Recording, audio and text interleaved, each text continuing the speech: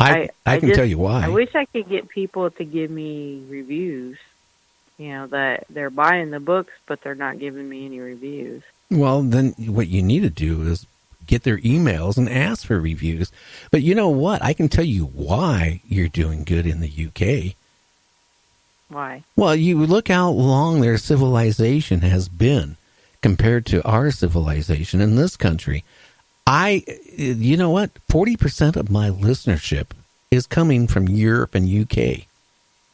I Oh, have a huge fan base out of the UK, which shocks me because they're really into my show.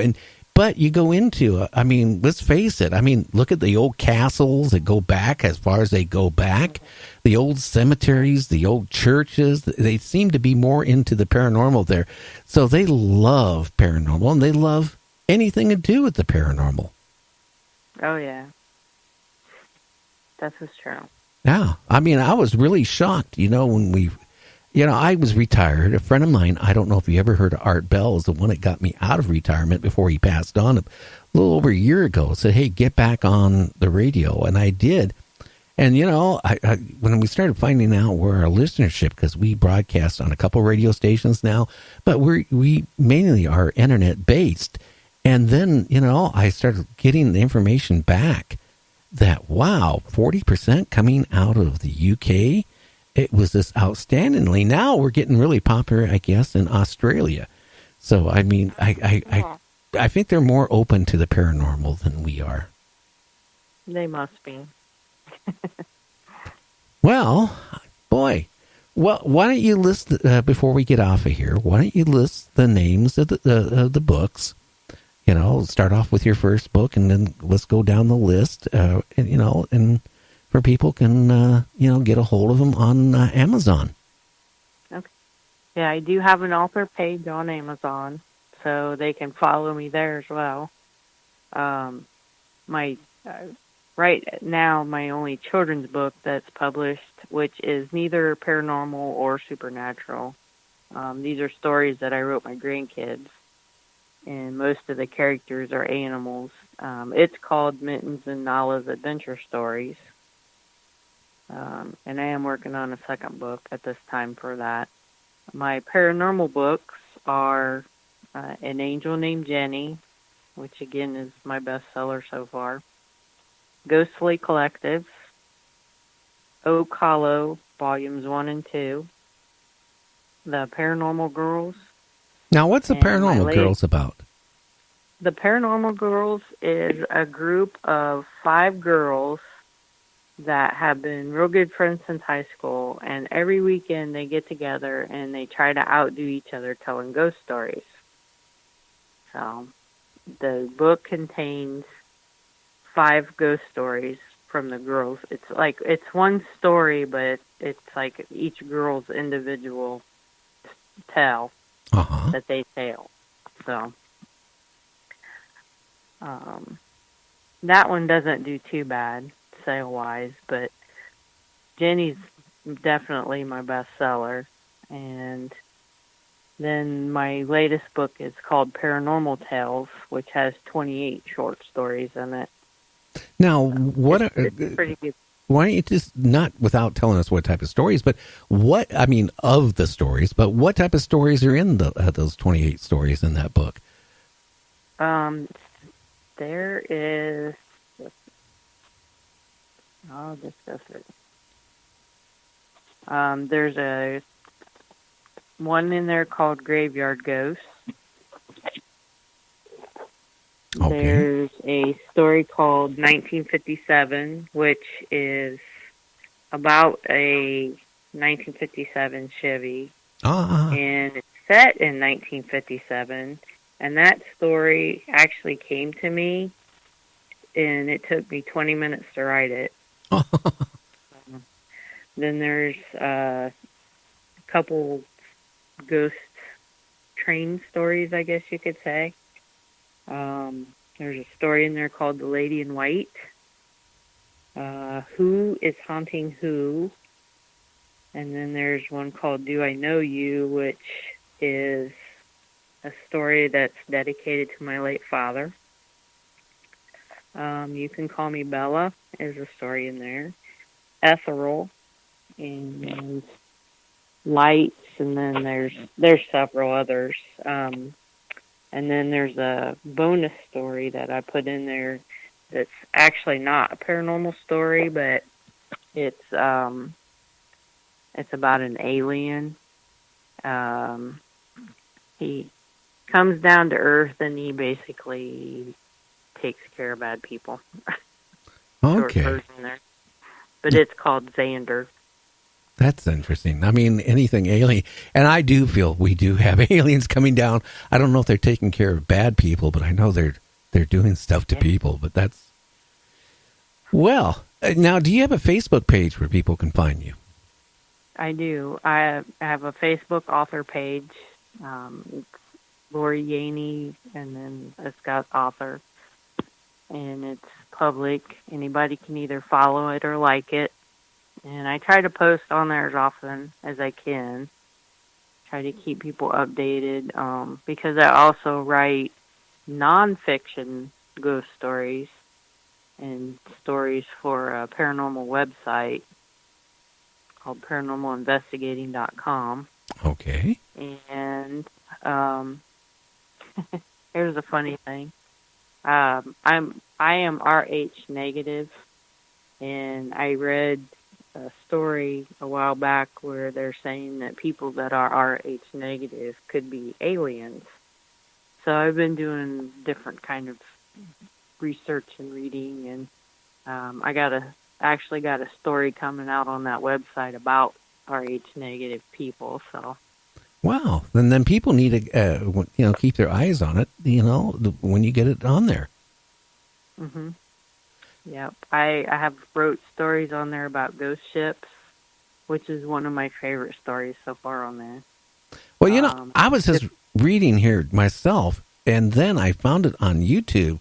Back a few years ago, they found a ship that was vanished 20 years ago. That was kind of like, here it is, out in the ocean, and they actually got it, I guess, the last time, and they boarded it and everything, and it was nobody there. It turned out that they feel that the original owners, whoever they were, abandoned the ship, thinking, well, they abandoned a big ship, right? It's going to sink, mhm. or whatever. Well, it kind of like floated the ocean, and people would see it off and on, for 20 some years, but it never did sink. Yeah, I think if I remember right, that is actually one of the stories that I had in that article about ghost ships. Yeah, that's eerie too. I mean, can you imagine Oh yeah. coming on finding a ship that's been, floating in the ocean for 20 some years or 30 years, and there it is, all rusted up and nobody on it. And how could it imagine through all those storms and whatever it had to deal with, and it just kind of floated everywhere. Interesting. Yes. Yeah. Let's see if I can find the name of it. The SS Bachimo. That Does that sound that familiar? that sounds familiar. Yeah. Yeah. Yeah, that's the it um got stuck in ice up by some some strait up by Alaska, and the crew ended up abandoning the ship. And when they went into town and they come back out and the ship had broke free, Yeah, it was gone.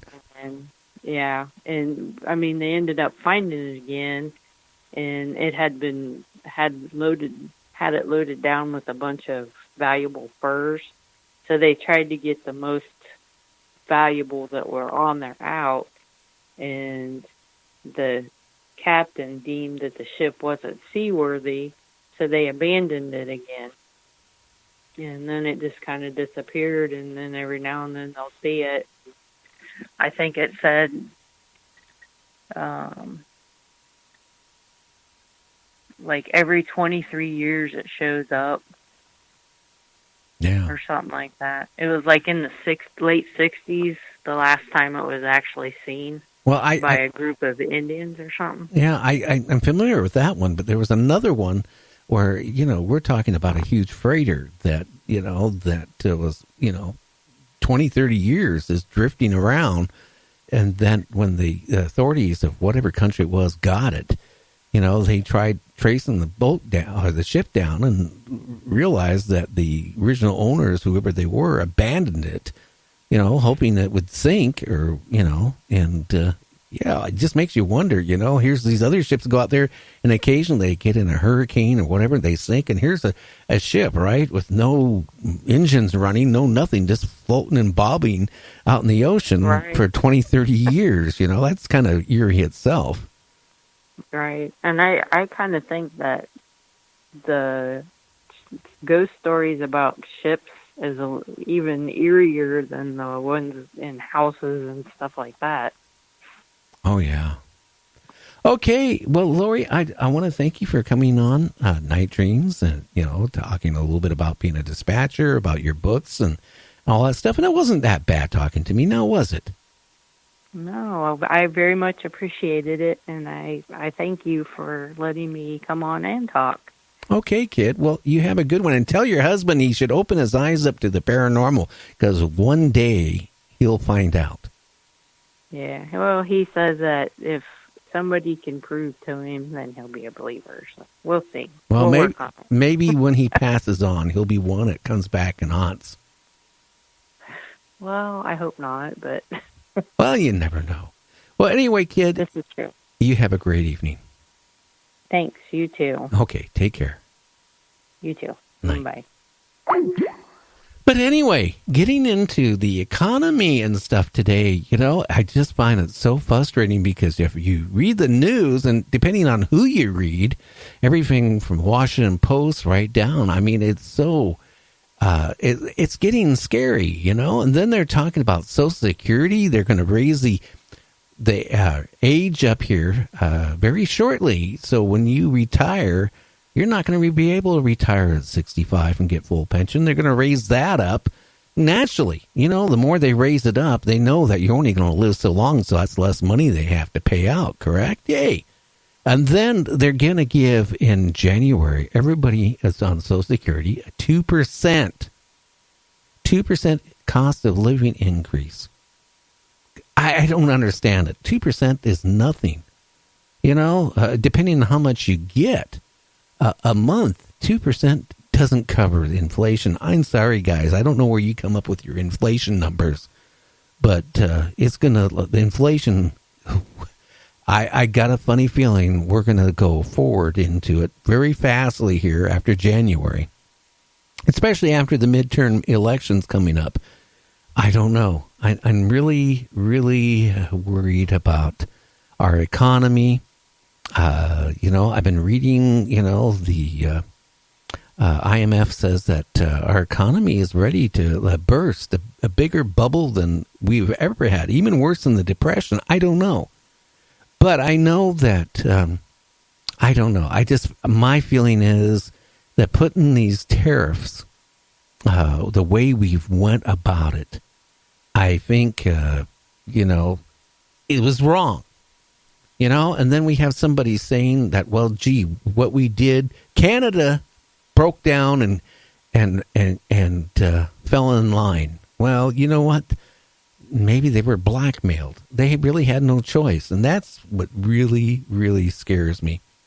Because, you know what? I really see that the way things are going, since we don't have manufacturing pretty much left in this country, we don't. I mean, when's the last time you went out and bought a toaster or an iron to iron your pants or shirts? They're not made in the United States. They're all made in China. I mean, everything. You go buy a fan to cool your house down, it's made in China. Buy a heater, it's made in China. Buy your TV, it's made in China. Buy your electric coffee maker, it's made in China.